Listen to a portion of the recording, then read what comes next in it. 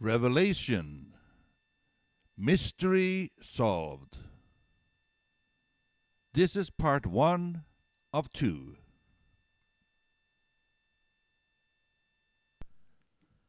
The revelation of Jesus, given to and recorded by John. The way I see it. Hi, my name is J.E.Gulbrandsen, and I'm coming to you from Victoria, BC, Canada.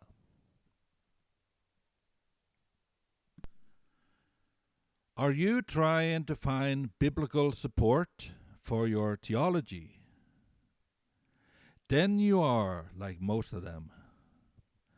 How about letting the Bible determine your theology? Introduction.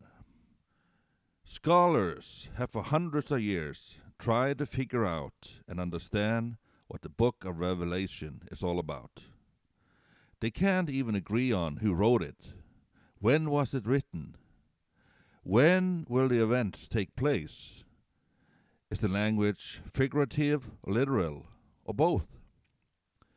The great reformer Martin Luther decided to throw in the towel.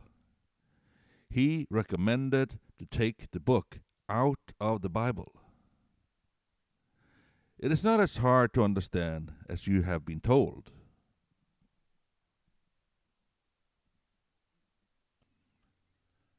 My approach is to apply common sense only. I believe it was written to commoners like me. It was not meant to be difficult and dissected by future professional scholars. Common sense tells me that when horses are flying in the air, that is figurative speech. But when soldiers are riding on horses on the ground, that is exactly what they are doing. When a man is described as a beast with horns, it is symbolic language.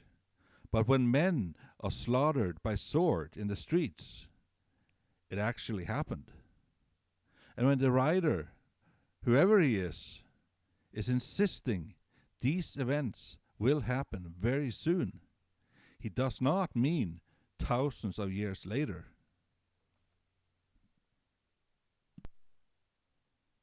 Numerous artists have over the years had lots of fun illustrating the beasts, but in so doing, taken the attention away from what the story is really about. These pictures make people confused and even scared.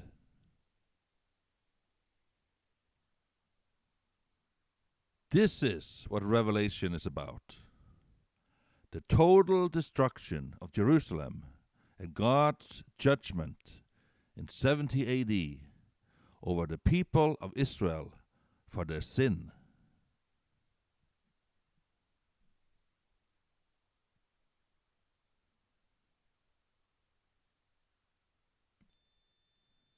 Einstein once said, and I'm paraphrasing, if you can't explain something so everyone can understand, you have not understood it yourself. We are now going to do a quick study of Revelation, chapter by chapter. I will quote the essentials, and then I will comment on it. I will give you my common sense explanation what it means. And after you have gone through the whole presentation a couple of times, you can always make up your own mind. I believe the majority will agree with me.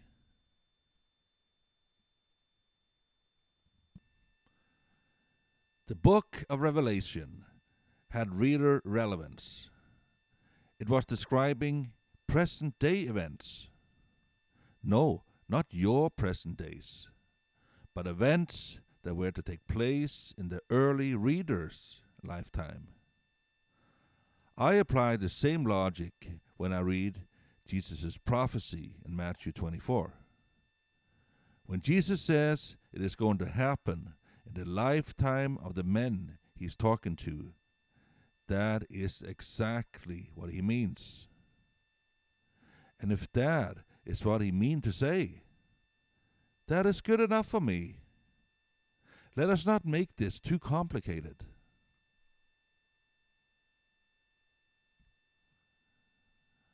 I will already now give you part of my conclusion. Revelation chapters 5 to 20 is a prophecy about and to Israel and what were going to happen to them over the next 10 years. Total destruction by year 70 AD. If this sounds like heresy to you, don't give up. It usually takes some time to clean up old religious misconceptions.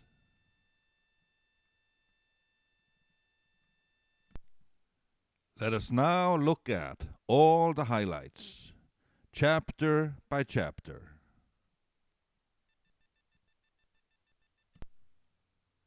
We will quickly go through the 5 first chapters.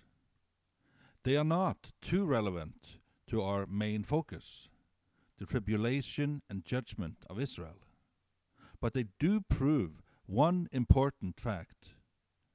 Revelation had a local and timely relevance to the first reader's present time.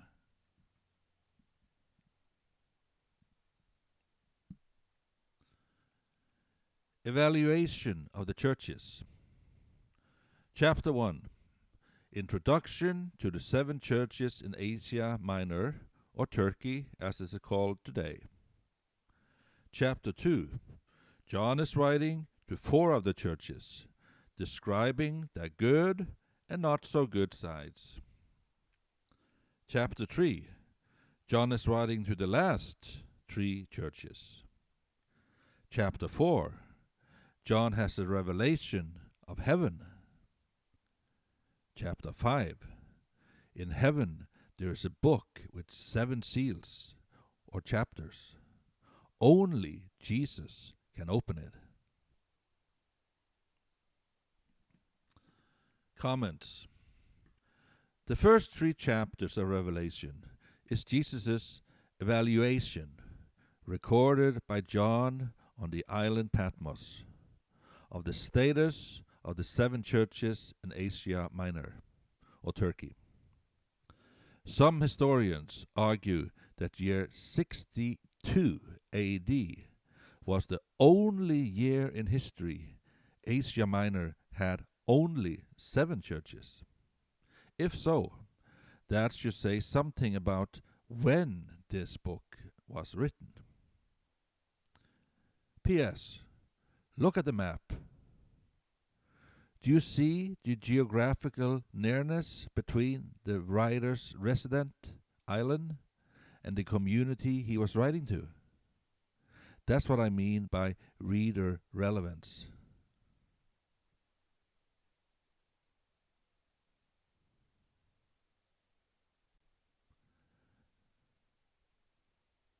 Chapter 4 and 5 is a revelation of heaven, and a scroll and a written prophecy that has been sealed that only Jesus can open.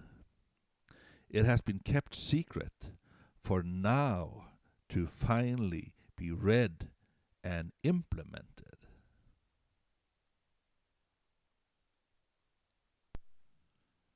The next 14 chapters, from chapter 6 to 20, are events that happened in the time period 60 AD to 70 AD.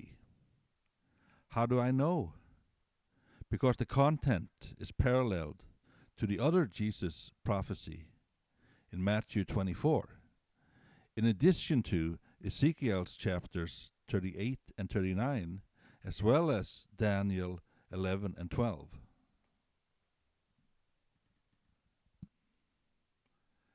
Events taking place in the time period 33 AD to 70 AD. Chapter 6. The first 4 seals, or chapters, tells us a story about different colored horses, representing the false Christ, war, famine, and death. The 5th seal is about the people that were killed as martyrs for God. They call out to God, "How long will you, Lord, refrain from judging and avenging our blood?" The answer was, "Until the numbers of martyrs are full."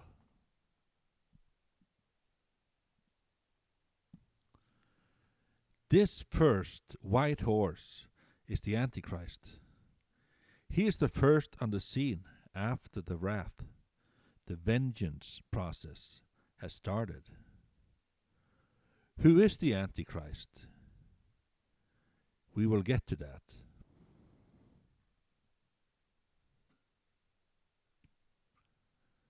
God, how long will you refrain from judging and avenging our blood? Soon.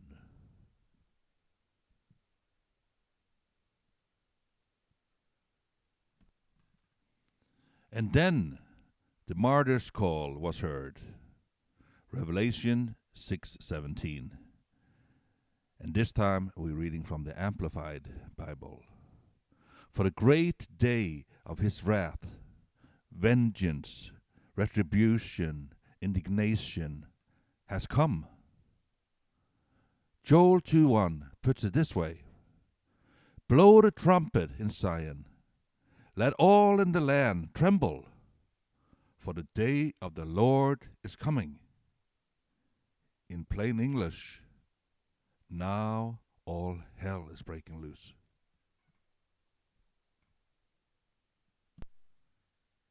Chapter 7. An angel is sent from God to harm the earth, the sea, and the trees, but not until God's servants, 144,000 of them, had received a mark in their forehead. 12,000 from each of the 12 Israeli tribes. After this, I saw a great multitude that no one could count, standing before the throne of God. These are the ones that came out of the great tribulation. They shall never again hunger or thirst, and God will wipe away every tear.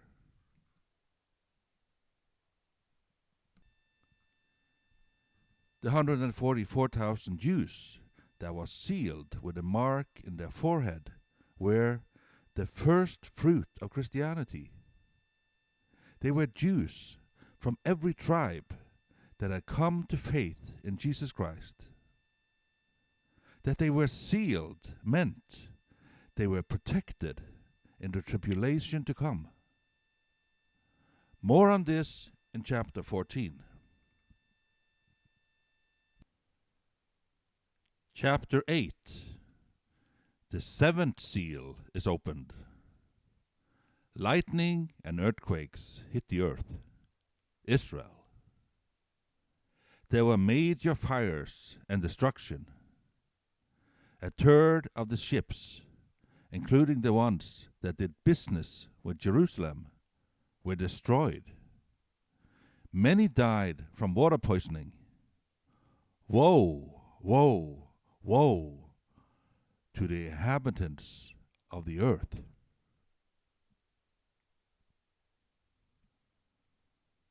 The judgment starts, all according to God's plan.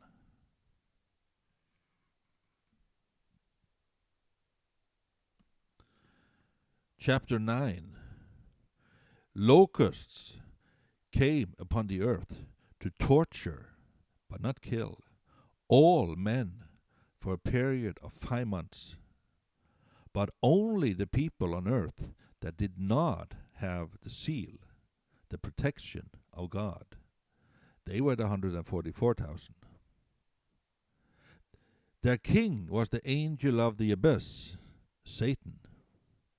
There was an army of 200 million on horses that crossed the Euphrates and killed 1/3 of mankind. But the other 2/3 of mankind refused to turn away from their sinful lives and turn to God.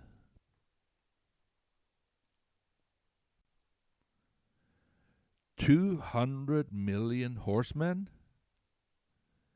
Literal or figurative? Question mark. Who cares? The fact is, there were plenty enough to do the job. But still, they could not stand against God's fire from above. I believe that fire was for real.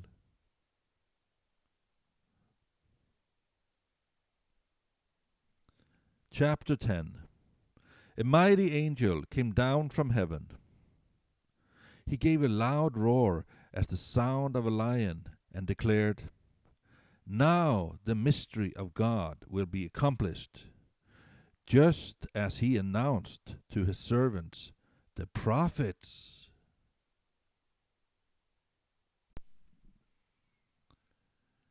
It is not only Jesus speaking through John in Revelation that covered this story. Several of the prophets did as well. This story, as many of us for some reason know so little about, is covered in detail by Isaiah, Daniel, Amos, Ezekiel. With so many different sources covering the same story, this must obviously be very important for God to communicate.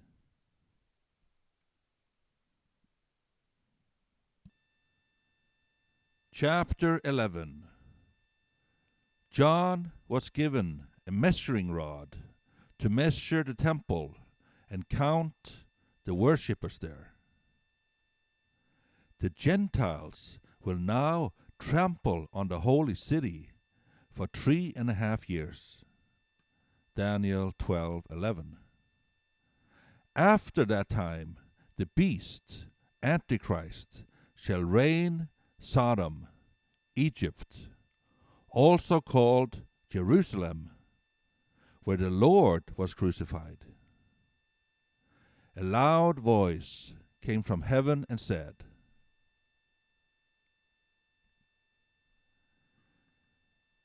"The kingdom of the world has become the kingdom of our God and his Son Christ, and he will reign and rule over the house of Jacob, Israel, and the church forever and ever." The world has become the kingdom of Christ, even before all the bad stuff happens in chapter 18.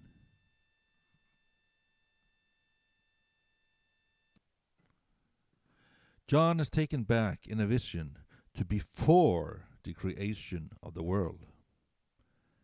Chapter 12. In this chapter, we are getting a recap of Satan's fall from heaven.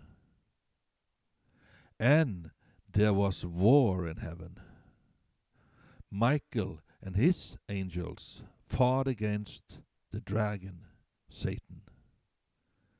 Satan lost and was hurled to the earth with his angels, which was 1/3 of all the angels in heaven.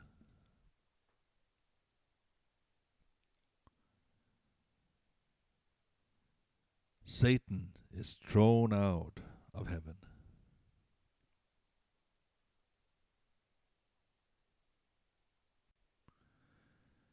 Chapter 13. Antichrist, the beast, comes on the scene. He gets his power from the dragon, Satan. The whole world followed Antichrist. The beast was a blasphemer. he was allowed to exercise his authority for 3.5 years. Because of the signs he could do, he deceived the people of the earth. He was using satanic witchcraft.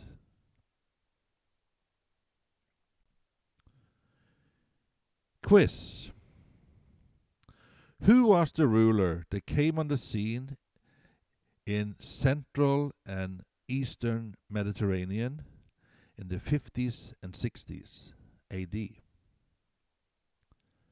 Who ruled the world, at least the known world, at the time? Who was the most brutal and evil leader the world has ever seen? Who went to Jerusalem in year 66 AD and converted to Judaism?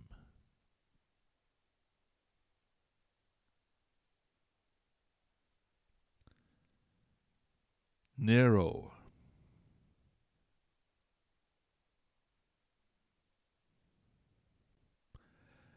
The tyrant emperor Nero ruled from 54 AD to 68 AD. He is the only ruler fitting the biblical timeline and description of Antichrist.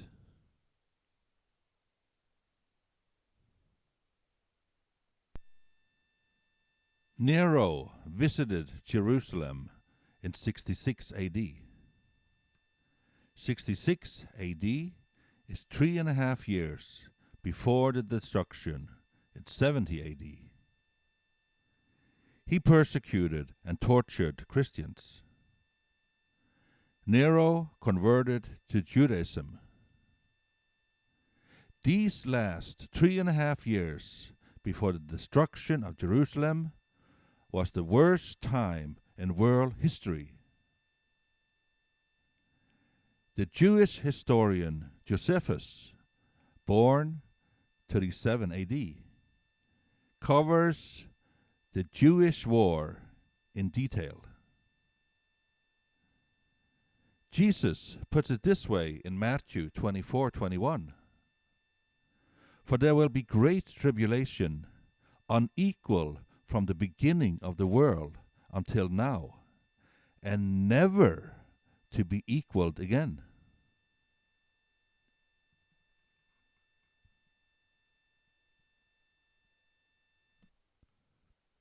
Back to chapter 13.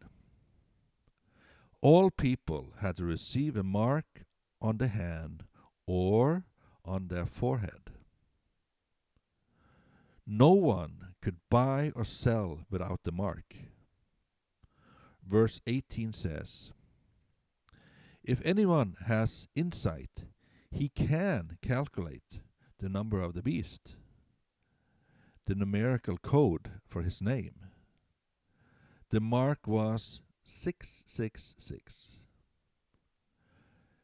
Since we have already declared Emperor Nero as the Antichrist, what is his number?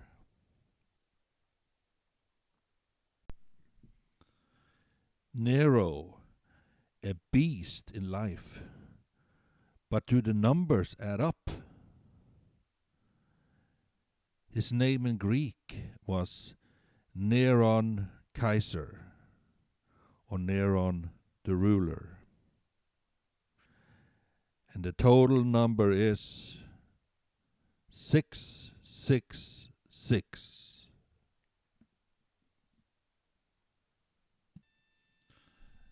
Chapter 14. John's next vision is the Lamb, Christ standing on Mount Zion in Jerusalem, together with 144,000, the first fruit, the blameless, saved by the blood of the Lamb. Another angel proclaimed, the hour of his judgment has come. Fallen is Babylon the great, Jerusalem, which made all the nations drink her wine of adulteries.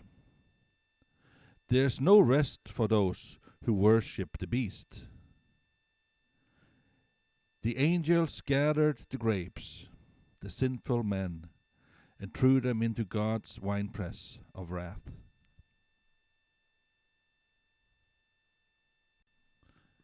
Chapter 15. John sees 7 angels with the 7 plagues. With them God's wrath is completed. Those who had been victorious over the beast were singing, God's righteous acts have been revealed.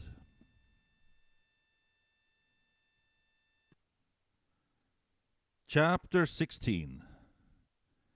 The angels poured the 7 bowls of God's wrath on earth. Painful sores, destruction of life in the sea. The rivers turned to blood. The sun scorched people.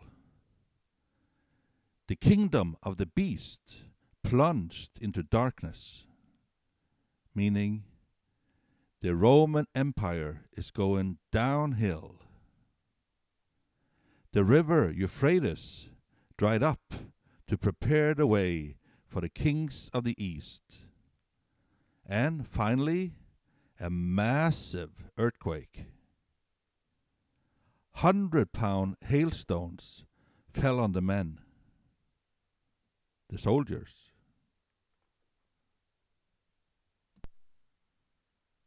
Chapter 17. John was shown the destruction of the great whore, Babylon, Jerusalem. Chapter 18. Fallen, fallen is Babylon the Great, Jerusalem. She has now become a home for demons and a prison for every unclean spirit.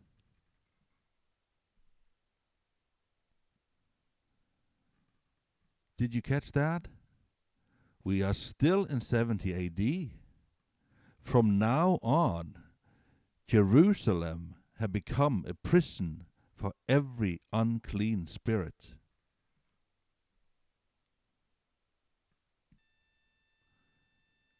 This is Jerusalem,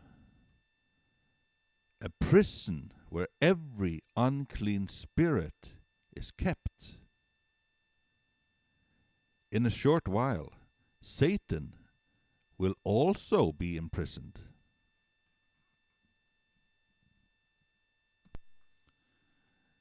At the same time, a voice speaks from heaven. My people, get out of town so you don't take part in her sins and plagues. Also see Isaiah 44, 1 and 3.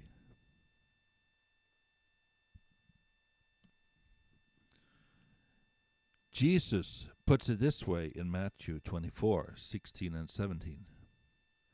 When you see all this happen, let those who are in Judea flee to the mountains. Let no one on the roof of the house go down to take anything out of the house. Let no one on the field go back to get his cloak. Run!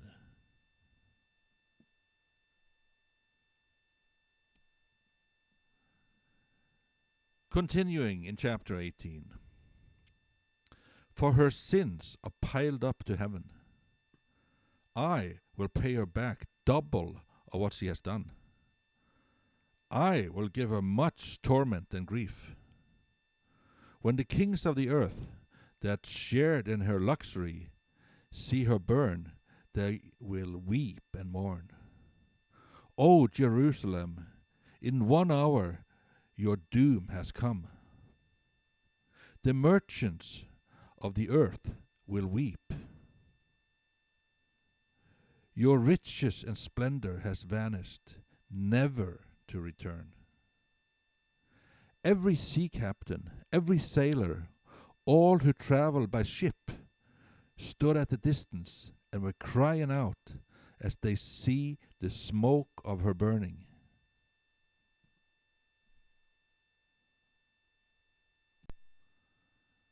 And finally, Jeremiah 50, verses 39 and 40. Babylon, Jerusalem, will never again be inhabited in the same way as Sodom and Gomorrah. No man will live there. No man will dwell in it. What more can I say? By now, some of you are really ticked off at me. But these are not my words. Bring it up with God. I realize it's not politically correct to say this in our Zionistic society, but it needs to be said. By the way, the guy looking at you is an illustration photo of some of you. That is definitely not me. I am totally relaxed. And I have way more hair.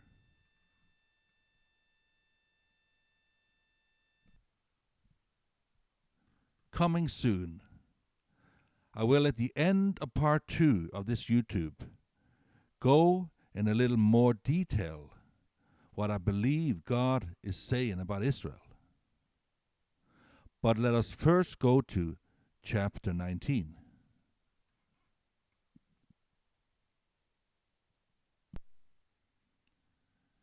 After these things, I hear from heaven, Hallelujah!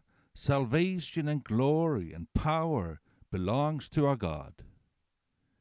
His judgments are true and righteous.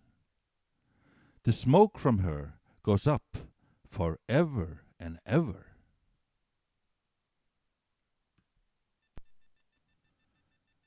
Do I believe the smoke from her will rise forever and ever? Absolutely not. This is definitely symbolic language.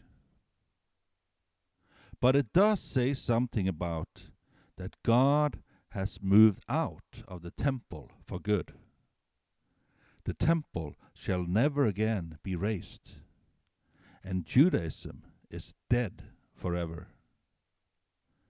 I really believe that is what it means.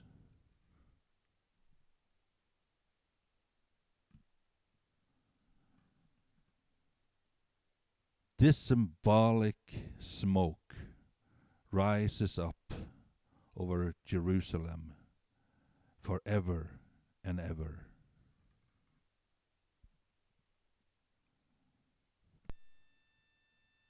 Continuing in chapter 19, verse 7.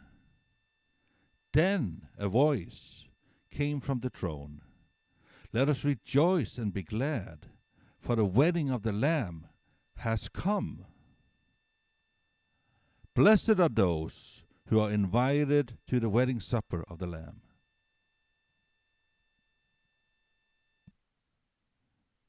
Did you notice that? Now, after the end of the destruction of Jerusalem, the wedding of the Lamb has come. We are still in year 70 AD. And the wedding of the Lamb has started.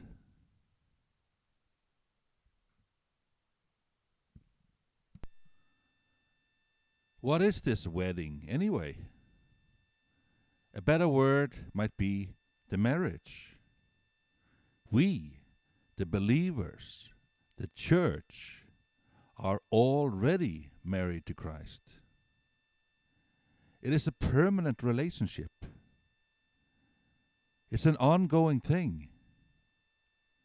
The wedding is that He is in us and we are in Him. If you are concerned about the wedding feast or banquet, Jesus tells us in a parable in Matthew 22, verse 2, that the party will take place in heaven.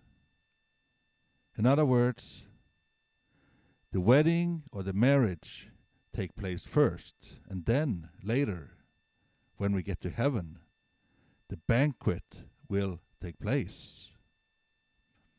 I'm fine with that.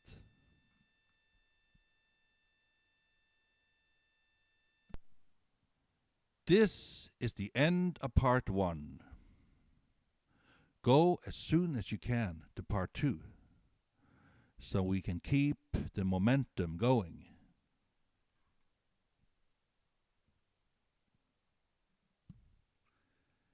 This was a YouTube presentation by J.E.Gulbrandsen. For more videos on similar topics, go to my YouTube site, J.E.Gulbrandsen. My email is gulbrandsen@islandnet.com. Short and polite comments will be appreciated.